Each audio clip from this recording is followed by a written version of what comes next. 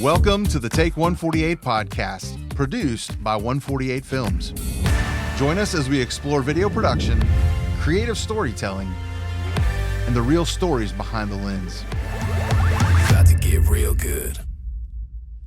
Skip, welcome to your studio, 148 Studios. Welcome to the room you built. Right? The house that Skip built.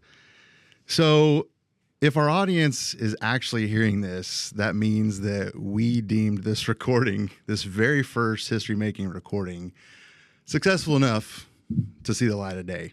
So that's pretty exciting. It's more like an ask for forgiveness later than permission. We got to start somewhere, right? Yeah. So for everyone that doesn't know who you are, I'm sitting across the table from Skip Skipper, the founder and owner of 148 Films. Okay. We use those terms loosely. No. Yeah. No. Ish. There's lots of other titles there, but those are the big ones. You've built this business now over the last decade, and so here we are sitting in the latest iteration of the 148 story. And the cool thing about today is we really can't start a podcast for the company anywhere else, but then to actually like take a deep dive into the 148 story. So the interesting thing about that is I know the story, our team knows the story, you know, you're intentional about sharing that in our onboarding. And so that's good, right? That's a good, healthy culture thing. But for the listener, for our audience, I want to take them on the same journey that you take us, you know, the first time you share that story. Yeah. So, but before we do that, okay, you don't know this is happening. This is going to be fun. We're going to do a little pre-production research like we like to do on the job, right? It's turned down. Oh, here we go. Got to turn it up a little bit. All right. Pre-production research. Good. Yeah. That's awesome. All right. Last full book you read.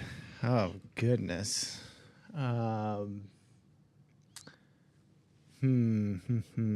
It was, I know this, I actually read it 3 nights ago with my boys. That's impressive.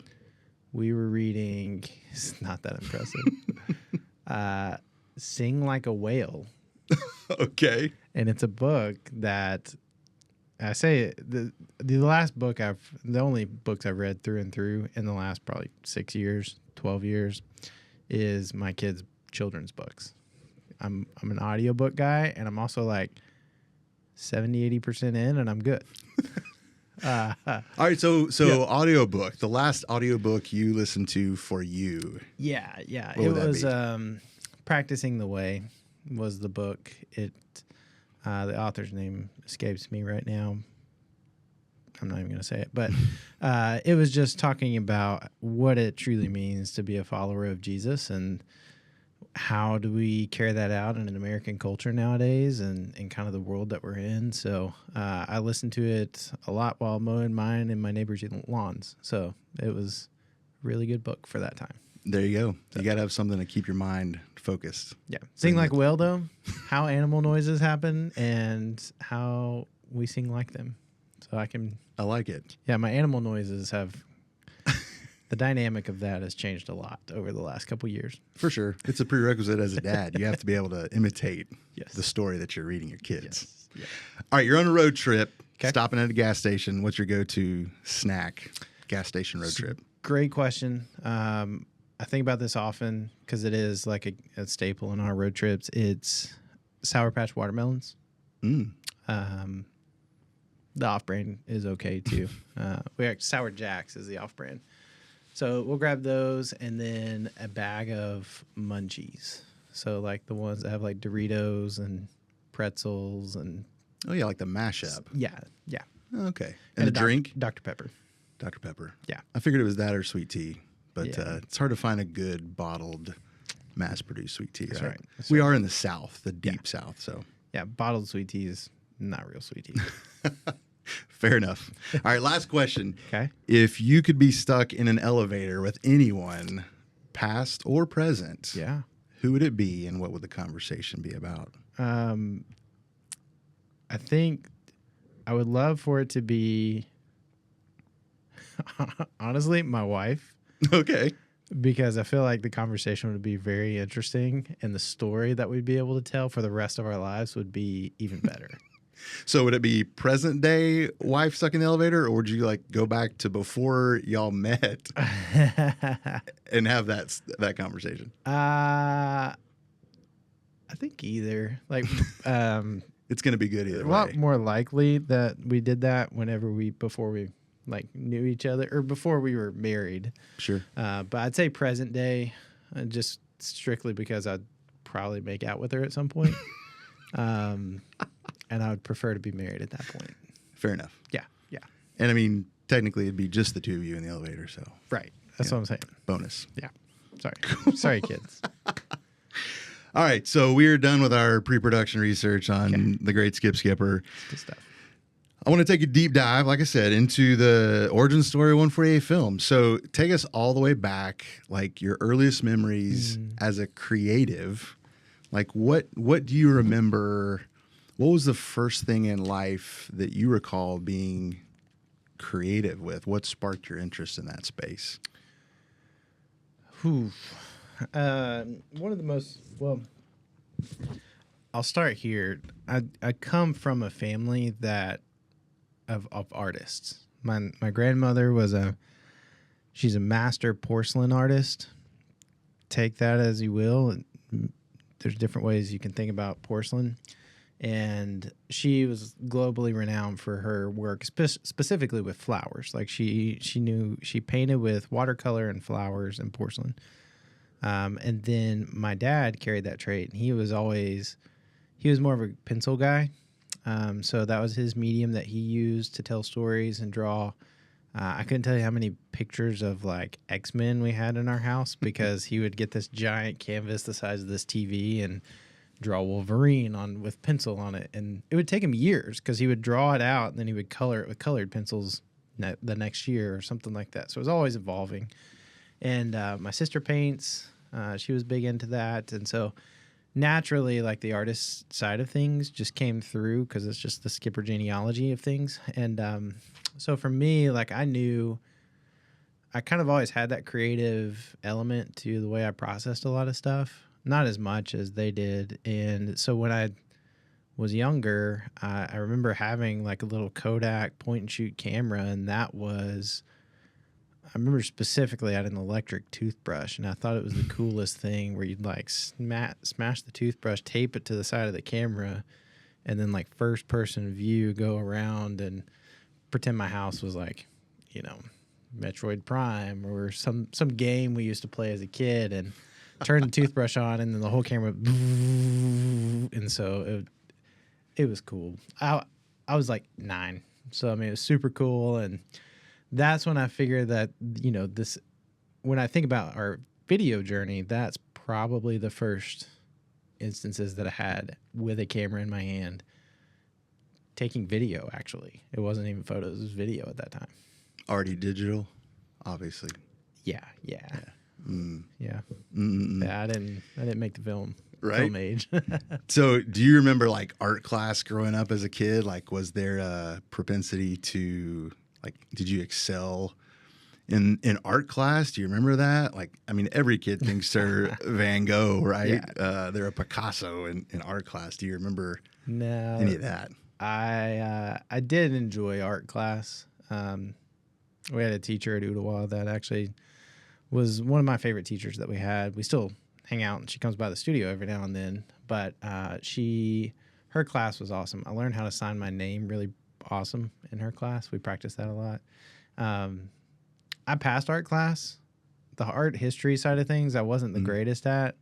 My favorite subject I thrived at the most was PE. So all right. That's where I leaned a lot of the time. So it was more the athlete, and the creative was a part of that. Sure. Versus full creative. Art was great and I loved it. It was never anything that I identified myself as growing up. Fair enough. Yeah. Which is even more interesting as we get into the origin story of the company and the space we're sitting in now, because there's a shift that happens. All right, so take us all on a journey of that 148 origin story. It's a very defined storyline that you shared with us, in orientation. And I'd love for, everybody else, the listener, the viewer, to hear that from you now. So I'm going to give you the floor, let you share that, and then I'll kind of cut in as needed. Yeah. That's a great question. And, I start with to God be the glory, because like we wouldn't be here today if it wasn't for, what he's done in my life and our lives and kind of where we're at today. My pitch to you guys was like, here's a cool story and a lot of money to come work for me. So that was really helpful too. For the unpaid people listening to this story, you might fall asleep during this, but no, I think in the beginning the inspiration came from fast forwarding through the first parts of it. I went to UTC, came to know the Lord my senior year of college, and I was working at the Chattanooga Zoo at the time. So I was the curator of education, like we handled field trips, working with animals. And so a lot of the early days of my career was built around wildlife, and it was really an experience. And so through that, I made a lot of really good connections, but I also got a lot of inspiration just from animals and things in nature because we were around them all the time. And I didn't really take a ton of photos then. I ran groups, kids, field trips, things like that, and summer camps. That was another big one. That's ironically where Idris and I worked together for the first time. And so that being the backstory of it, it makes more sense of how it started. So I was asked to go on a mission trip with a couple people that I knew that went to church with us at the time. And Rob, we'll call him Rob because that's who it was. But he was the guy he was one of my volunteers at the zoo. He did a lot of stuff with us down there. And he was like, hey, I'm going to go to Malaysia for a month and do some wild crocodile research and orangutan ecotourism development, and also work with some underground churches. And I was like, yeah, I'm not going to go. My parents, we grew up afraid of the internet. So the idea of going on a plane across the ocean was so foreign.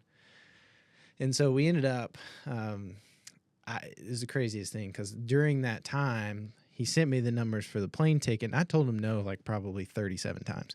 And he was very persistent, and I'm very thankful for that. But I ended up getting a scholarship for the exact amount as the plane ticket, and I had worked my way through college, so I didn't have any student debt or things like that. So it was like, if this isn't the Lord telling me I need to go on this trip, I don't know what is. And so I ended up I got the scholarship. I told him yes. It was a week before we left, and my first plane flight. So we end up getting on we're getting on a plane in Chattanooga. We fly from Chattanooga to DC to Tokyo. So my first plane flight, I'm like, yes, Chattanooga, this is cool. Charlotte, or DC, this is awesome. And then it's a 14.5-hour flight from DC to Tokyo, and I'm by myself. I didn't go with our group because they bought their tickets in advance. And so they had different flights, and we're all going to the same place. First flight ever. Ever. I didn't even know you could use the bathroom on a plane. I was like, can I unbuckle my seatbelt? Can I go to the restroom? As a early 20s, late teens? Yeah, this is 2013, 14. I was 19 or 20, somewhere around in there. That's eye-opening. Yeah, you telling me. So I sat next to we were on the plane. It was cool. I watched the sunset for 12 hours because we were flying and it was just setting the whole time. Everybody's trying to go to sleep around me, and I'm like, this is awesome. And I had no idea what was going on. So I get to Tokyo, and I see our group off in the distance, and they're sprinting. And I was like, oh man, I need to catch up with them. And this security guard is like, no, sir, you can't. And everybody in Tokyo is so much shorter than we are. That was a very eye-opening experience, was just being taller and going to a foreign country in Asia. It was like, oh man, we are tall as Americans. And so he says, we have to check your ticket. We think you have a fake ticket. And so I got detained by the security in Tokyo, first plane flight. And I'm like, what do I do? I need to go with that group. And he's like, no, you can't. So they check it. Everything turned out fine. Praise God for that. And then eventually I get on a different flight than my crew that I was supposed to be on. So it was a completely different gate. They were already gone. And so I'm flying from Tokyo to Singapore, and we get to Singapore, and I'm like, got no idea where I'm going. Got no idea. This is before cell phones were like very popular and global, and you could call anybody anytime. And so I'm like, you know, I watched How I Met Your Mother, and Barney on How I Met Your Mother is always just like challenge accepted mindset, probably not in the best circumstances, but that's kind of where I was. I was like, I'm here, like challenge accepted. And so I ended up walking around the airport asking the customer service that didn't speak English multiple times, how do I find these people? I had no idea where we were staying. I just knew we were going to the Singapore Zoo at 9 a.m. the next morning. And I'm sitting there, and about 2 a.m., I'm talking to the front desk lady, and I hear this woman come up behind me. She goes, "Are you Skip?" I turn around. I was like, "Yes, ma'am. Who are you?" And she says, "I'm Rob's mom. We've been looking for you for hours." And I was like, okay. Thank God y'all are here, because they also lost my luggage on the way, too. So I had my backpack on my back, and that was it. And so, so we ended up, that was, I tell you that story, just pure entertainment. But like, that was the first like challenge of like, okay, I've got no idea what I'm doing, but I'm leaning on the Lord. And so fast forward, we ended up spending a month in Malaysia. I'm working with Rob. One of the journeys that we're doing is we're teaching the Malaysian government how to capture and relocate wild crocodiles that have gotten into villages, and territory becomes a thing. And so my job is to photograph this. And so my roommate taught me how to take photographs.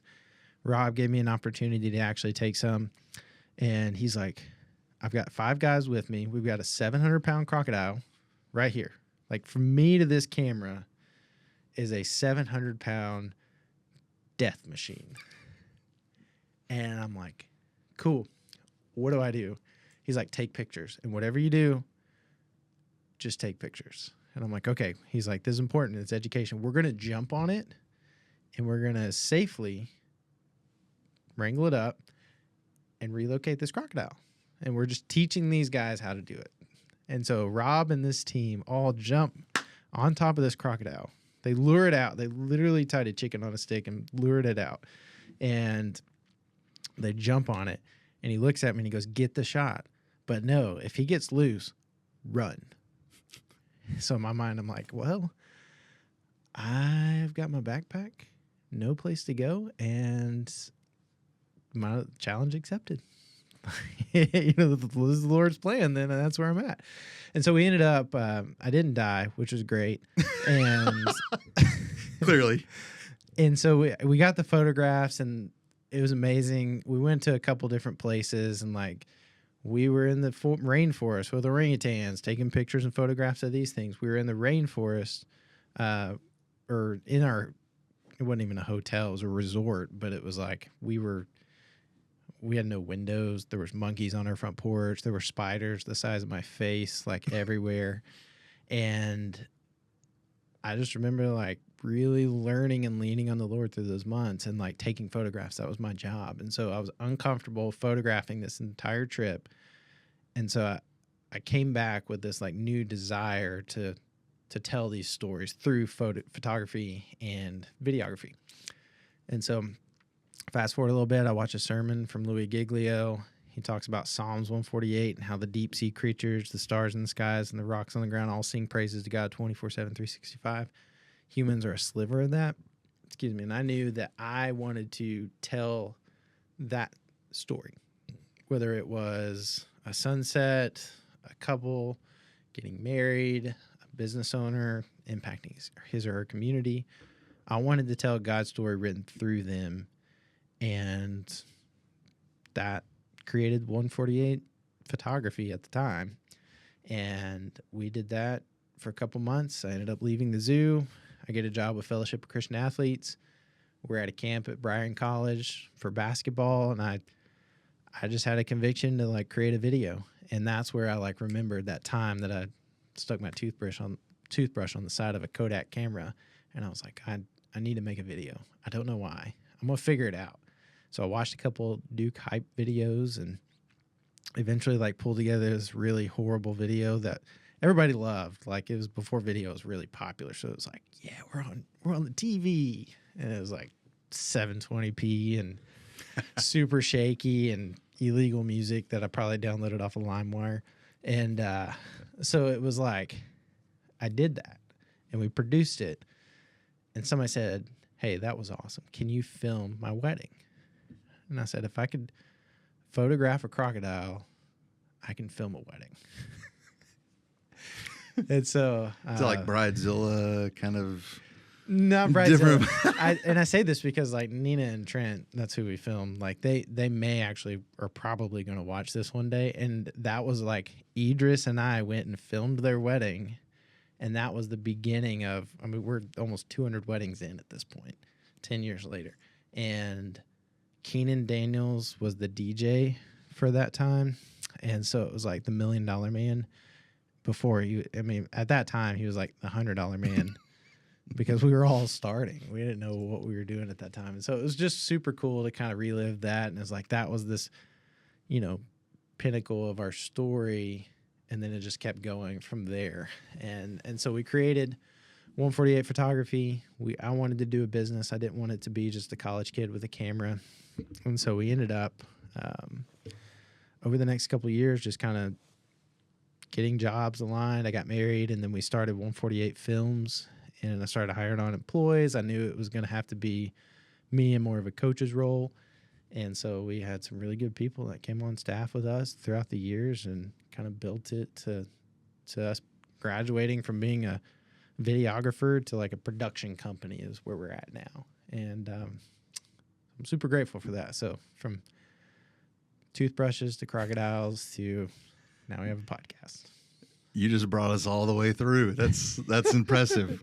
I want to go back a little bit because this is an idea that I never fully latched onto until I listened to you tell the story this time. But like, there's this beautiful story of obedience because like you were. I call it naive. But yes, obedience could be a word too. So you're a new believer. Yeah. And you're like, hey, I'm gonna go do this thing. Yeah. I'm a Ottawa kid born and raised. Now I'm going to fly halfway across the world and photograph crocodiles. So, you were obedient there, and look how the Lord rewarded that.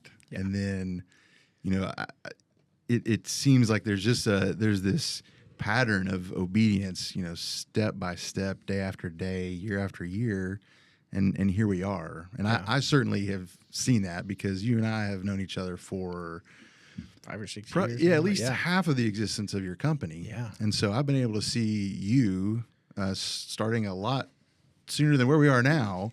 And like, I've seen that development from the outside. So, that's been fun to see. Yeah. I love that. So can you think back to, so you've established 148 Films. You are on mission every day now. Can you recall that first moment that you felt like, hey, this is the first big break I've gotten as a professional? Idris and I talk about this all the time. We're like, man, there's so many times where we thought we made it, right? And then shortly after, it kind of followed with like, we have no idea what we're doing. And so that's going back, thinking about the time where we first got our first break. It was the Times Free Press has a huge like part in that. We ended up doing the Best of the Best awards, and we created something new. It was just these thank you videos that we put together, but it got us connected with the community around Chattanooga and really taught us who the fabric of our community was and how they built their businesses that eventually like pour into and grow our economy and our community. And so, like, I remember every year that grew and grew and grew and grew. We've done it for the last, I think, 6 or 7 years now. And that was probably the first big break. I say that because I could buy my first, like, real camera after booking one of those. And I was like, okay, we made it. I bought a cinema camera. It wasn't just a DSLR. I think our first one was the Canon 70D was the first thing we started on. And then it was like when I bought the C70, I was like, we made it. Now it's like we barely ever use it anymore.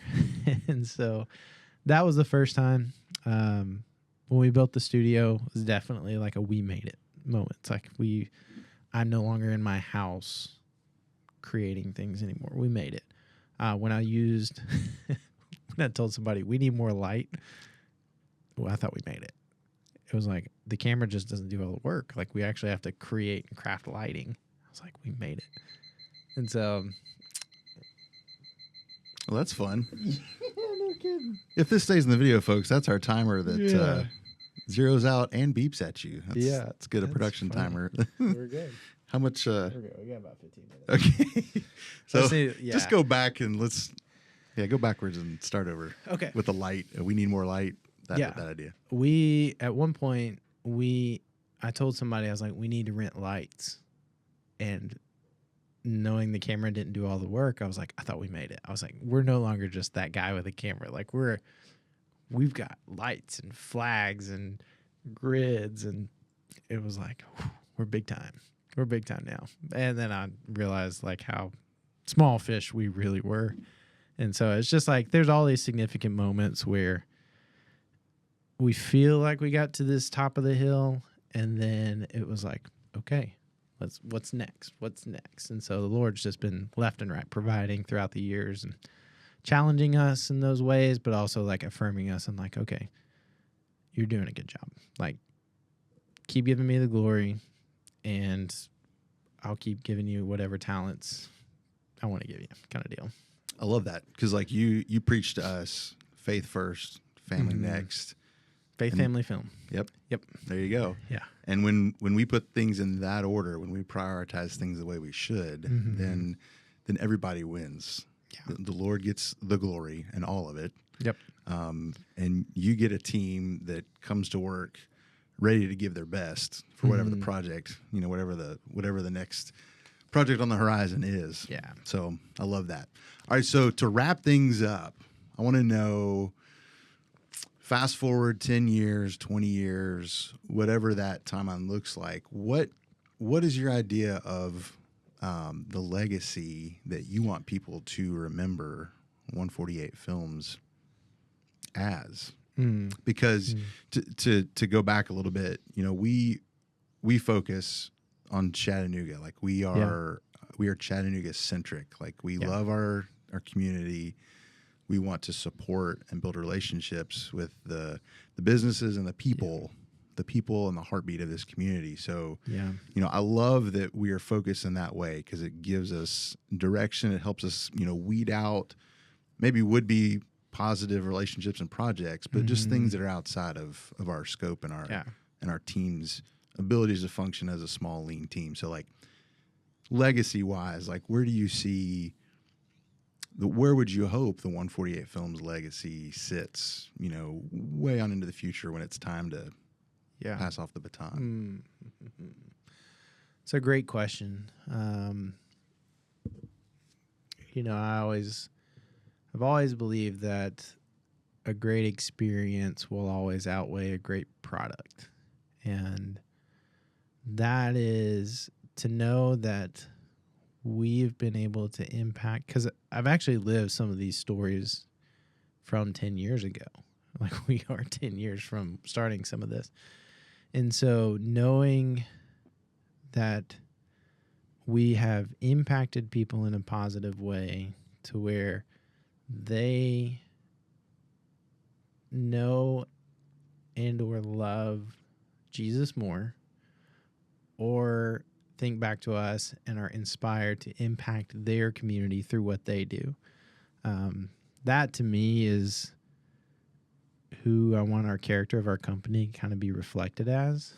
So I'm hoping 10 years from now, somebody comes back and they're like, hey, look, we didn't have the money to work with you guys, or we did have the money to work with you guys, but in the same token, like our lives were better because you produced a product for us. And the experience that we had with you and your team brought us joy, brought us love, brought us peace, patience, kindness, faithfulness, gentleness, the fruits of the Spirit. That's our goal, is to like plant seeds and spread those fruits. And so that to me would be the biggest like job well done. And, you know, our families, the other thing is I would love to see the people who work for us, their families thrive. And I want to build and grow in a way to where we can tell our kids that's the next thing, is like the next generation is set up for success based off of what we are able to do now. And so I hope my kid, 14, 15 years old, is one working for us. Hopefully as a volunteer, that'd be great. And he's going to be strong and he can carry lights. Or he's just really good at AI, because it might all just be AI at that point. Mm-hmm. But I hope that they can look back and say, like, I enjoyed going to my dad's work. I enjoyed learning what my dad does and who my dad works with. And I want them to be proud of that legacy, that Skipper name and the 148 brand. I want them to be proud of it, to where they use it to inspire themselves, maybe get a job one day, or can build that into whatever they do for their future too. I love that. That's a great way to wrap things up. Yeah. And really, we kind of wave top some other things that if we had a couple hours, we could definitely deep dive. Yeah. But I think what that does is it kind of lays the foundation Yep. for what the podcast audience can expect. You know, from this brand moving forward. There's ideas of culture, because culture in this company is big for you. It's big for us. So like there's some deep dives on culture that I know we can get into. We want to introduce the team, because we've got a team of they're so much better at this than I am. So I'll just say that. We skips the practice. So like I said, if this episode sees the light of day, we deemed it successful. Yeah. But no, there's a lot of opportunity to share the team, the culture, and all the exciting things that are happening at 148 Films and here at 148 Studios. So I'm looking forward to continuing the format here. So thanks for taking some time. Of course. Sharing the story. And we'll probably have you back and like I said, deep dive on some other little pieces there. Like, I'm happy to. Let's deep dive into the first kit you had, the Canon what'd you call it? The 70D. There you go, Canon 70D. We're gonna have to take a deep dive and like pull up some photos and throw them up on screen for everybody. I don't even know if those existed. That was like CF cards pre SD card, maybe. No, it's SD card. Okay, SD card. I'm a little older. Huh? Yeah. Okay. Well, I want to make sure we put everything we talked about in the show notes, especially the Louis Giglio sermon and all those pieces. So we'll be sure to put those in the show notes for everybody to see. Yeah. And hey, until next time, thanks, Skip. I appreciate it. Thanks, Daniel. Appreciate you having me on. My show. My podcast.